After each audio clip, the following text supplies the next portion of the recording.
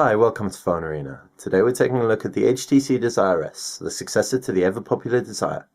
The Desire S offers incremental improvements across the board, including Android Gingerbread and HTC's new version of Sense UI 2.1. It also offers a range of hardware improvements. Let's see if these are enough to justify the Desire S as a fantastic handset such as the original Desire. For starters, looking at the Desire S, we can see a really bright, vivid display. This is a Super LCD display and comes in a WVGA resolution and 3.7 inches, so it's not really better than the original Desire except for the Super in front of the LCD, but nevertheless performs extremely well.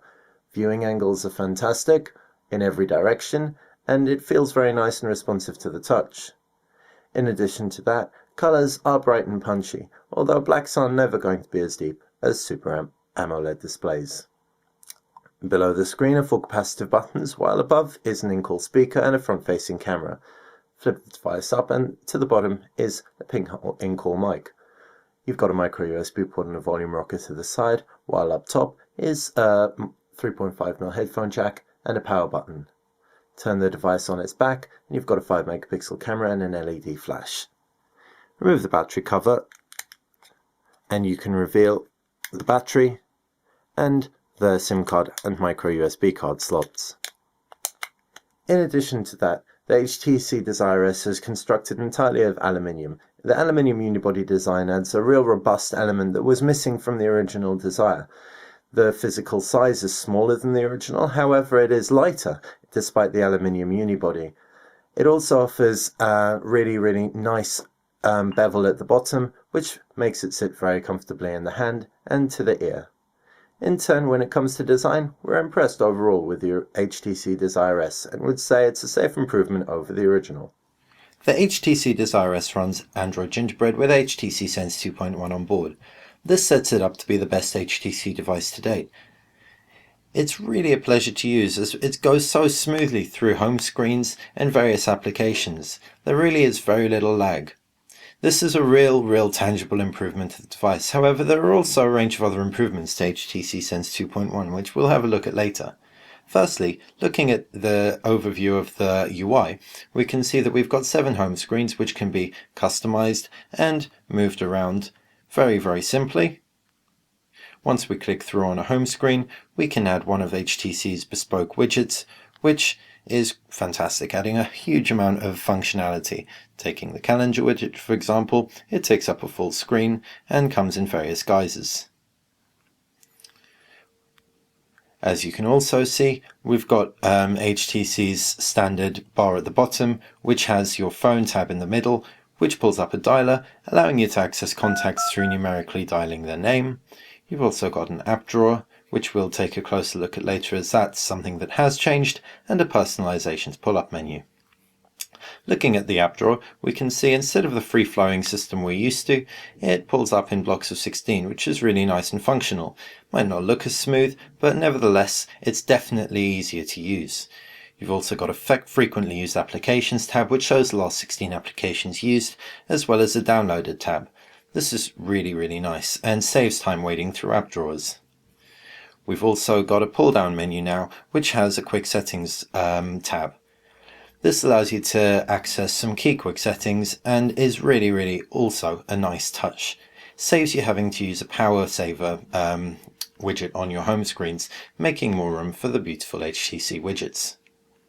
On top of that, we can see that the keyboard is extremely easy to use. It's a standard HTC fare and looks fantastic in portrait and landscape and allows some decent typing speeds.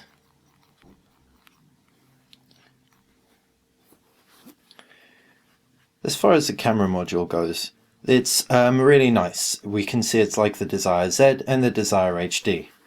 There are a whole host of special features such as vintage and sepia and solarize. However, we would have liked to see more standard camera options such as a macro mode, for example, or a night mode.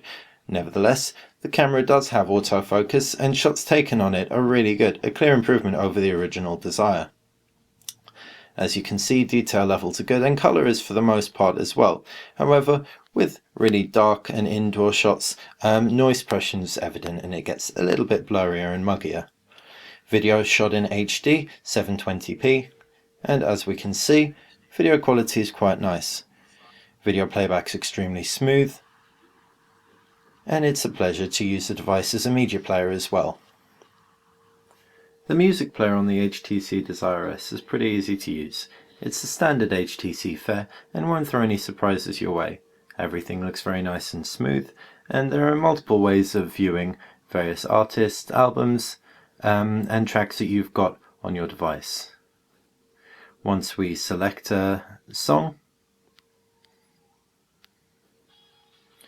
we can see that it plays. Flip it to landscape mode and you get your cover flow. And on top of that, if you go to your home screen, this track's still playing, and we can pause it straight from the pull-down menu, which is a nice touch. In turn, the music player and the whole media functionality of the device work extremely well. As far as web browsing goes, the HTC Desire flies. The pinch-to-zoom technology is very smooth and works very well.